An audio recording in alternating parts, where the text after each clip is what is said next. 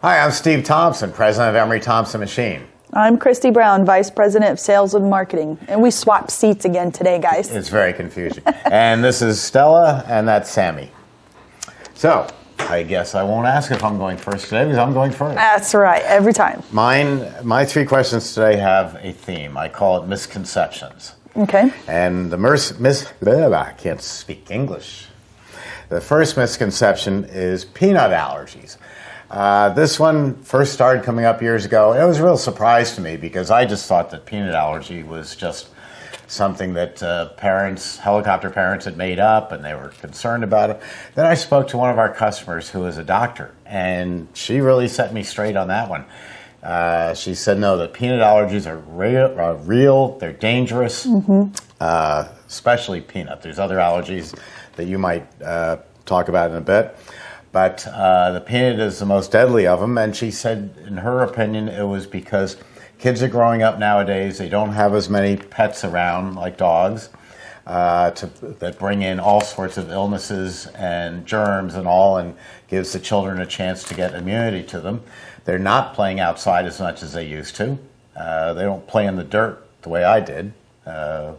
They just are on computers and all. So you have to be careful in your business, your ice cream business, Ice's business, any food industry about peanuts. Make sure that if you're going to make, say, a peanut butter ice cream, make it at the end of the day. Not only because it's a sticky mess, and what you want to do is you want to become the president of the company so that you can hire someone else to do it, to clean up at the end. But you want to be able to wash that machine and sanitize it and make it, break it all down into small pieces, put it back together so it's ready to go the next time with no peanut residue left over. Yeah. And, I think it's, the peanuts and then also other allergies to nuts. There's almonds, cashews, pistachios, walnuts, very funny. Even though Emily literally grew up in dirt. Emily's your daughter. Emily's my daughter. She rolled around in Oklahoma in dirt all day long and up the creek and whatnot. But she recently developed a walnut allergy, and that's kind of scary. She's 15 and never had an issue before, never been allergic to anything in her life, and then she ingested a walnut, and it went south pretty quick. But, so we're going to see what's going on with that. But so just keep in mind, anything you're working with nuts, especially peanuts, just try to make that your last batch and take everything apart and clean it very, very well. Wouldn't you say, though, with other ice cream flavors that there's not any real reason to put a warning on them, that it's more the fact that the parents are aware of the walnut allergy and they're not going to give them maple walnut ice cream? Obviously, yeah. And I think it's always good just for any business to have a sign up that says, in a facility that contains nuts. Not necessarily peanuts, but there's nuts, there's almonds, cashews, and all those kind of nuts. Or your shop handles anything with nuts. But we have a sign over there. It's to warn people about nuts. It's Mr. Peanut choking. All right, we'll get back on topic. Your turn. Is there a way to recycle water from my water-cooled batch freezer for better efficiency and conserving water?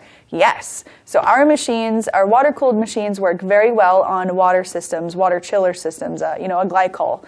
We have 2 companies that we know. Can't get you a direct person, but you can go to Rite Temp, RITE temp.com, and the other one is Chill King, CHILL King.com. Those are 2 great companies to go and get some water coolers if you want to invest in one. Most people don't, but if you are really wanting to get a water cooled and be, save on water, or your city has a restriction, that's a huge, great option to go for. That's Bruce Chafee at Rite Temp. Well, we met him at a trade show. And I'd say 90% of the machines that we ship out of here, of the larger floor models, are water cooled because it's not throwing a lot of hot air into your store. But either water cooled or air cooled, they're going to work equally well for you. My next one is a customer asked, do you sanitize the machine before you make ice cream or after you make ice cream? Well, it can be either one. the health department, many health departments say that you sanitize at the end of the day. I say you sanitize at the beginning of the day. Think about this. You haven't made ice cream in 2 weeks. You go into your ice cream like we are here, and you sanitize the machine. I use, for the most part, Sterashine. You can get this at a lot of different outlets, including Amazon. Health departments like to see this because they recognize the brand. It's going to kill everything in the machine. I sanitize before I start, and then if I don't open the door or put my hands in the machine or touch it in any way other than on the outside of the machine, I don't have to sanitize again. Some health departments are saying you should sanitize at the end of the day. But that doesn't make sense. Yeah, you just washed it to clean it out, but you're going to let it sit overnight. What if dust and whatnot? Yeah, dirt, debris, germs. Someone sneezed. Yeah, that's right. Yeah. And what if you don't make ice cream again for another week? You've got all those germs hanging out. Do it in the morning. But the other side of that, I can talk out of both sides of my mouth. Tell the health department you're going to do whatever they say. That's what you should do. Yes. I'm from New York. And my next question is, it's a pretty good one. How do I know how much sugar to add on my Italian ice when I work with I.Rice base? If I'm going to use Hershey syrup, we're not done yet. If I'm working with a wine, we got one more. You're going to need 4 more hits. I know. Or jelly. So you can make a variety of Italian ices with just about any ingredient. Here's the rule of thumb. Whenever you work with Italian ice, it's always good to start with 2 pounds of sugar. Whether you're working with I.Rice, the Hershey syrup, some wine, or jelly. Pretty much anything you work with. And that's for the CB350. Now, I.Rice does have a formula on there that you can break down, but I have kind of played with it a little bit. Most of you are pros probably, but I still like to stick with the 2 pounds of sugar on the CB350 when still working with I.Rice. So just always remember 2 pounds of sugar. Can't be any simpler than that. No, very straightforward. All right. No, I'm going to put all my stuff back. Okay. Go ahead. I'll wait till you finish putting all your stuff back. We just want to see how you did it. I had to give them a visual, so they're like, what jelly? What kind of jelly are you talking about? What wine? All right, mine is a 2-part question, my last question today. Will freezing my ices longer make them smoother? No, it won't. It'll just make them colder. What controls the smoothness of Italian ice is the sugar content.